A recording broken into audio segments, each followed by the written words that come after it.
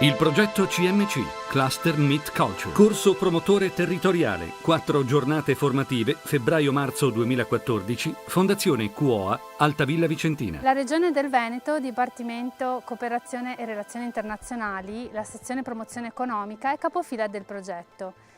Il progetto CMC è un'occasione di cooperazione transnazionale ma anche di forte impegno da parte della Regione Veneto per costruire degli itinerari integrati sul territorio. Quindi qual è l'obiettivo del progetto? È portare fuori il turista che viene a visitare delle città di arte, un solito turismo culturale, portarlo nell'entroterra, nelle aree di produzione anche industriale. Quindi collegare l'arte, l'industria e la cultura, sensibilizzare il turista sulla presenza di questi prodotti di eccellenza. Scarpa di lusso sulla riviera del Brenta, della scarpa sportiva nel territorio Asolo-Montebelluna, lo distretto dello Sport System, del prosecco nella zona di Conegliano Valdobbiadene e dell'oro nella zona di Vicenza. Stiamo sviluppando degli itinerari di turismo in queste aree che gli permettano di combinare la cultura, l'acquisto di un prodotto e conoscere la storia di un posto attraverso la sua storia industriale. Il progetto CMC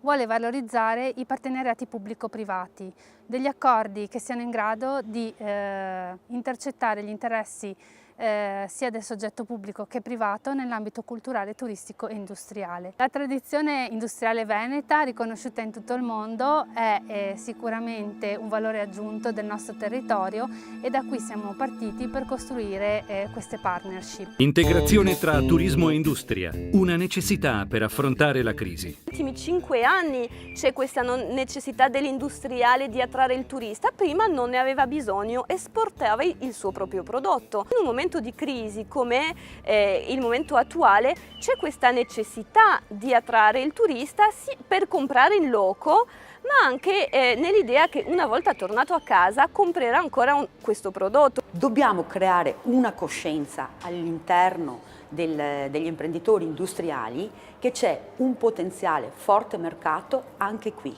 Non è necessario solo esportare quello che è il prodotto italiano. La cultura come strumento di marketing, il brand Made in Italy.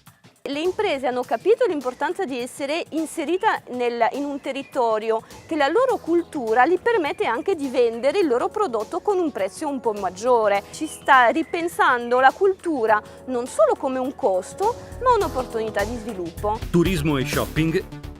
La prima domanda che fa un turista quando viene accompagnato è quella: dov'è che posso acquistare qualcosa?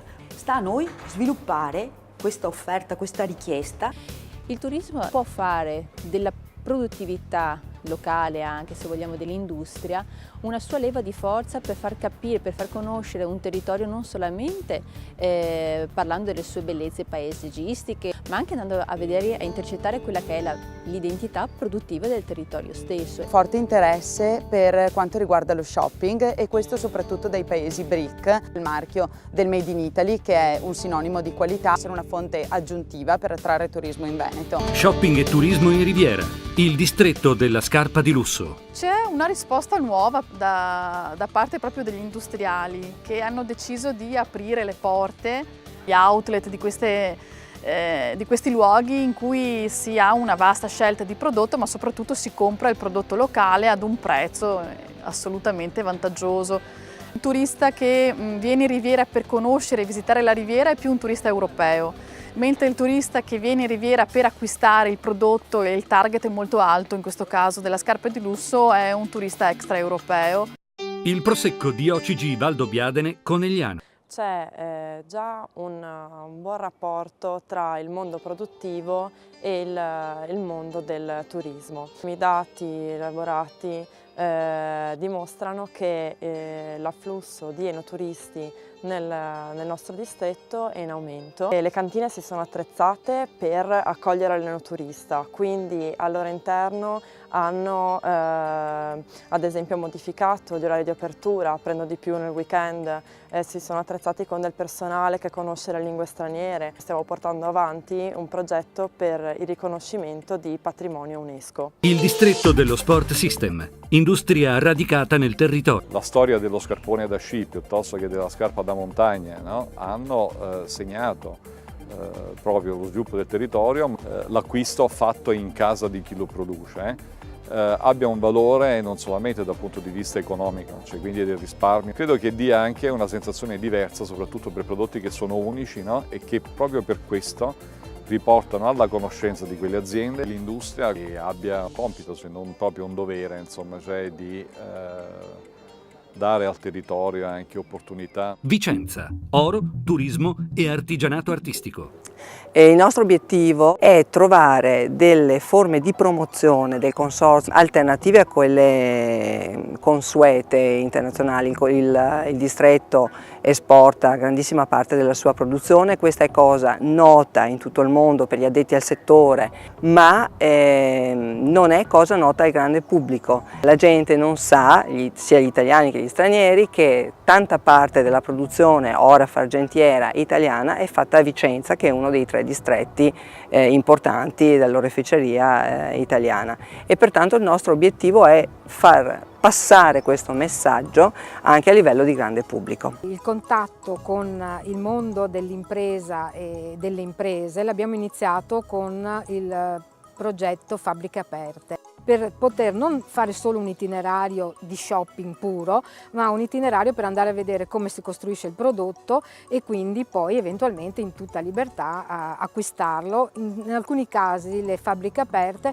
sono addirittura una visita all'interno dell'impresa che non ha neanche l'outlet all'esterno, e farlo diventare una motivazione di viaggio. L'interesse lo stiamo riscontrando in questo momento più di prima.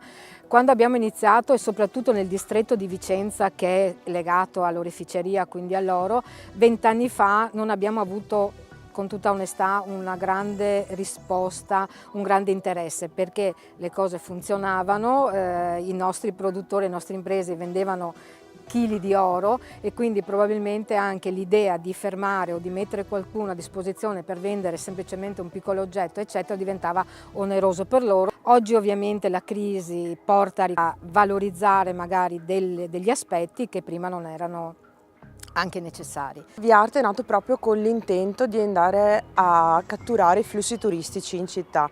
È nato come progetto una decina d'anni fa. L'idea era di mostrare, oltre alle eccellenze storiche e culturali della città, anche quello che tutt'oggi viene prodotto dalle nostre ditte artigiane. Che per il turista medio che si ferma una giornata a Vicenza sarebbe impossibile visitare tutto il territorio e le varie ditte dislocate.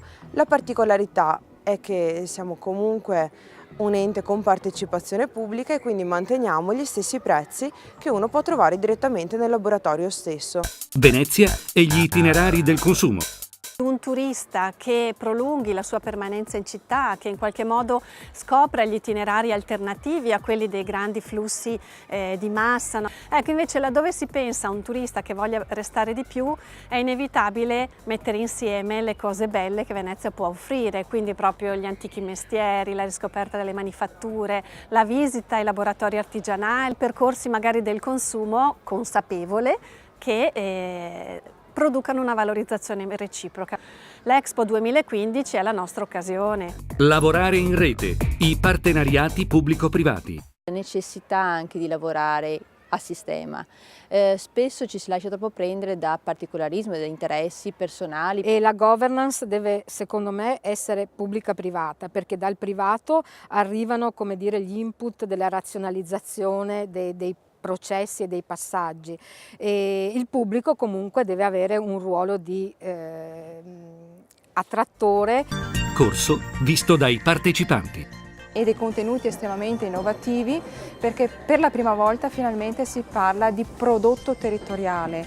Piacevolissimo. È una bellissima iniziativa e ha dato moltissimi stimoli, ha messo in contatto più realtà. Sta a noi proprio metterci anche del nostro, della creatività, progettualità e capacità di interagire. Far crescere ognuno nel proprio piccolo. Aiuta noi che ci lavoriamo stabilmente a rileggere ciò a cui siamo abituati in chiave diversa. Completo, dà l'opportunità di conoscere gli operatori che lavorano in questo campo. Ci ha piacevolmente stupita. Ci ha dato sicuramente degli spunti di riflessione molto importanti per implementare delle attività che possono avere successo per il turismo in Veneto.